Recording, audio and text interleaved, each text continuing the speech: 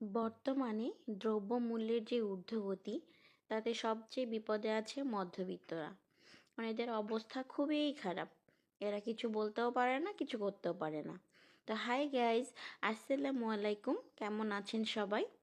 আর এটা হচ্ছে আমার একটা ডেইলি ব্লগ, কুকিং ব্লগ বলতে পারেন। আজকে আমি কি কি রান্না করলাম সেটা এখানে আপনাদের সঙ্গে শেয়ার করতেছি। সাথে আসেন একটু গল্প করে নিই, হ্যাঁ।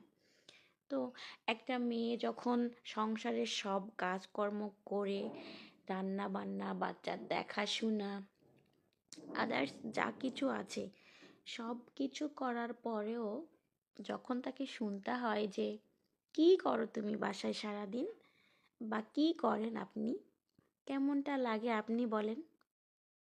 কিন্তু কিছু করার নাই। আসলে এটাই হয়, মেয়েরা ঘরের মধ্যে থাকে তো ঘরে কাজ করে, বাইরে কাজ অনেকেই করে না, তবে যারা করে তারা তো করেই। কিন্তু যারা আমরা ঘরে থাকি, ঘরের কাজ করি, তাদেরকে কিন্তু হরহামেশাই এই কথাটা শুনতেই হয়।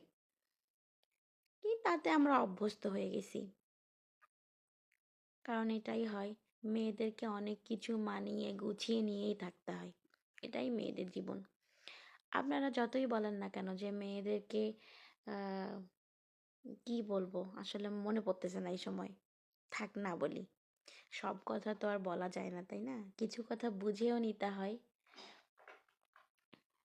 তো এই যে দেখেন, আমার আজকে রেসিপি ছিল ভর্তা ভাত,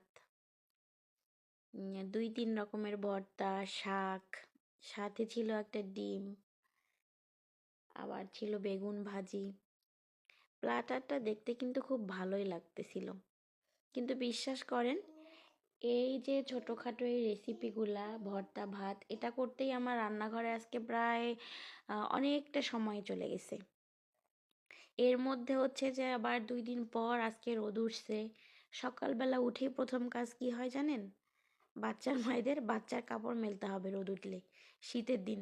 এটা মাস্ট, এটার কোনো মিস নাই। তো কেমন লাগলো আমার ভিডিওটা জানাবেন কিন্তু। আজকে আর বেশি কথা না বলি,